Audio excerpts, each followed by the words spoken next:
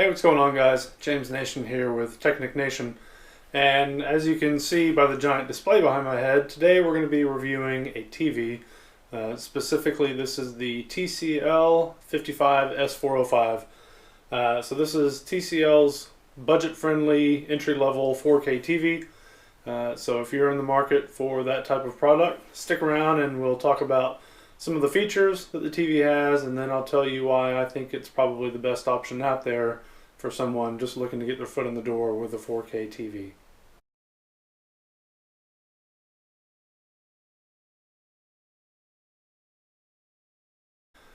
Alright, so let's talk about the features first. As I mentioned, this is a 4K TV, and it is also HDR, specifically HDR10.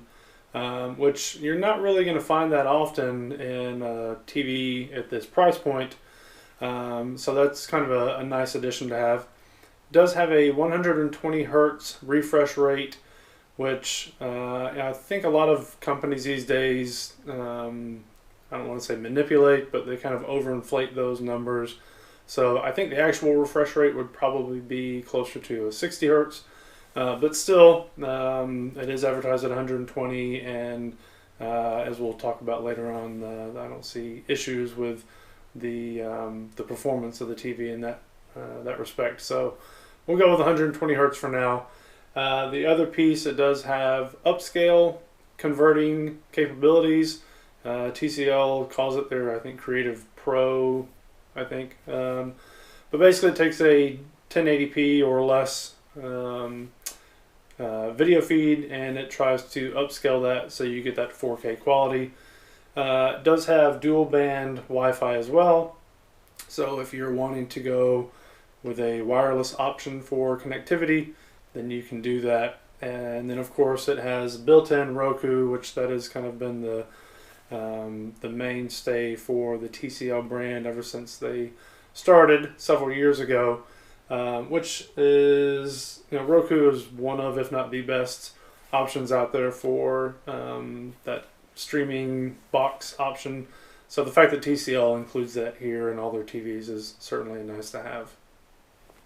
We also have with that Roku, you also have the capability to download the Roku app for your phone, which gives you some nice capabilities. You have obviously the ability to use your phone's keyboard for manual input when you're searching for things. You also have voice search capabilities through the app on your phone, which is kind of nice. It's not something I've used that often, but when I have, it's been pretty easy to use, and so it's nice if you're looking for that feature. To me, the biggest selling point for the Roku app control is you can hook up your headphones to your cell phone, and then through the Roku app you can engage I think what they call private listening mode. Essentially just lets you use your headphones as opposed to your TV speakers or soundbar or whatever you use for audio, which for me is really nice. My family tends to be in bed a little bit earlier than I am, so if I'm up late watching TV or movies or whatever, I'm always kind of aware of how loud the TV is, so a lot of times I'll just plug in the old headphones, and that way I can crank that up without having to worry about bothering anyone in the house. So some model of TCL TVs, they do have the headphone jack in the remote itself, which would have been nice to have here, but the fact that you can still do that through your app is good. Alright, so let's talk about the inputs. You do have composite video with left-right audio for any of you old school people out there. But more importantly, you do have 3 HDMI connections, and they are all HDMI 2.0.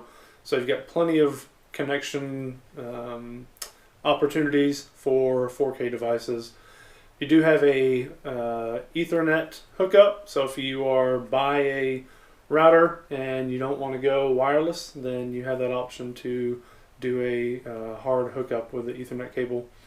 You also have a headphone jack or headphone output on the TV, so if you don't want to use the app for that private listening mode, you can always plug your headphones in, you know, assuming you've got a pretty long headphone cable or 3.5mm cable.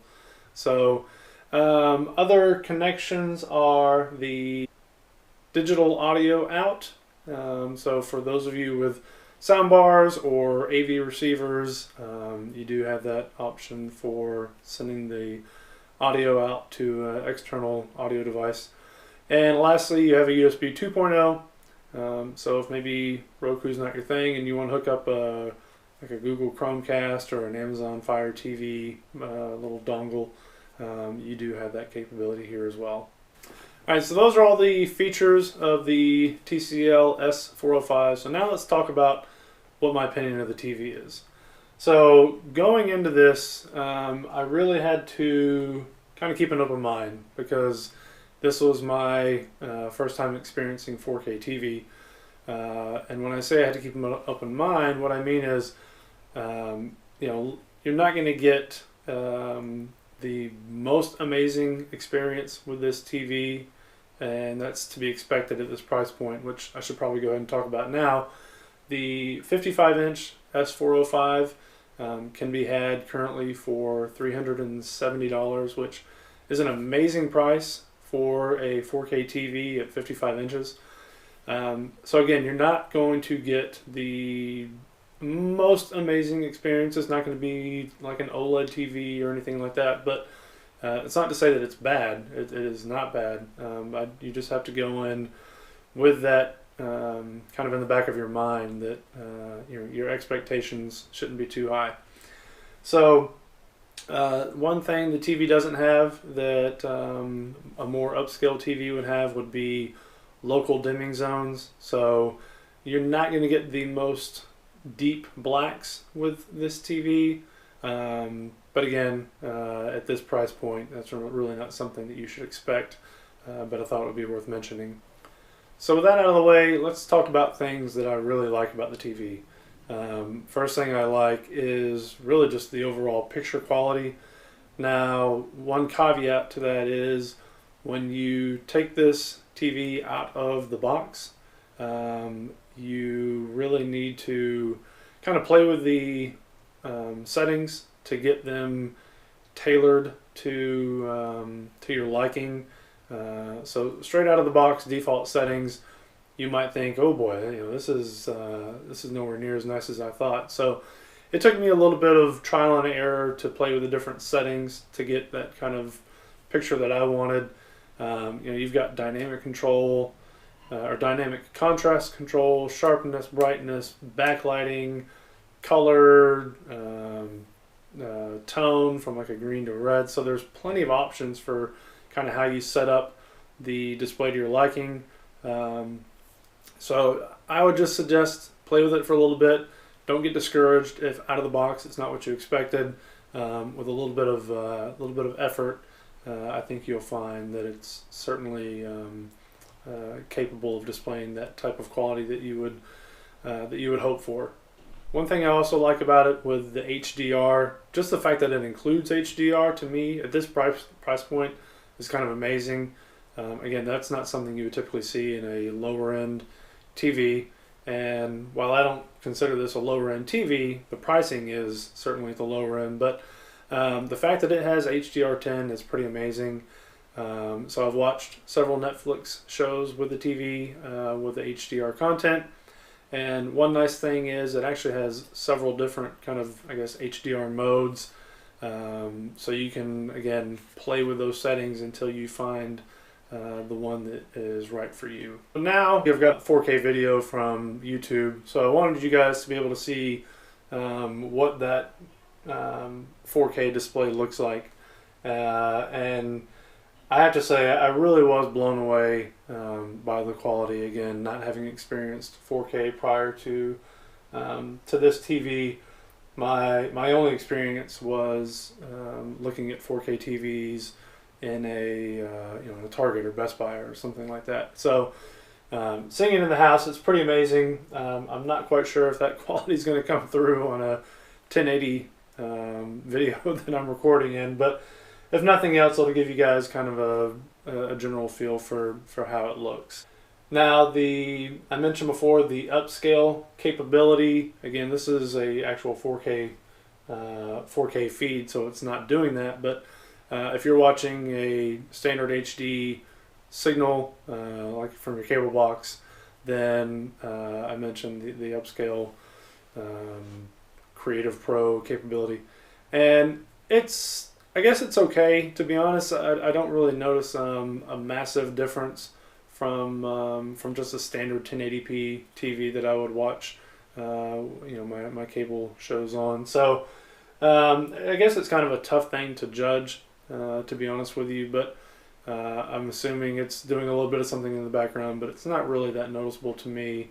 But again, 1080p video feeds do look great on the TV. I just wouldn't necessarily say that they look 4K quality.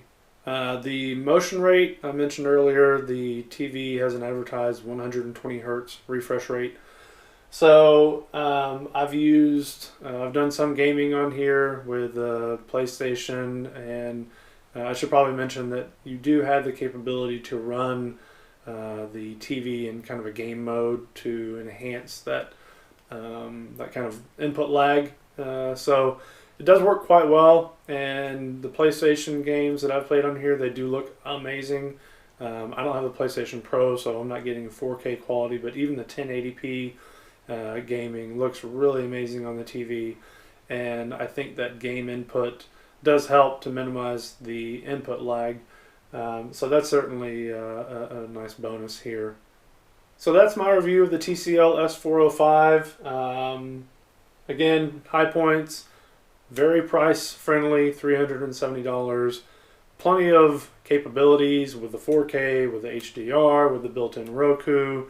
Overall picture quality is very good. Again, if you keep in mind the price point that you're at, so it would be unfair to compare this TV against something that has local dimming or has OLED technology. But for just your foot in the door 4K TV, this will be, in my opinion, one of the best options out there for you. But hope you found the review useful. As always, if you have questions, feedback, anything like that, please feel free to comment below. Otherwise, thanks for watching.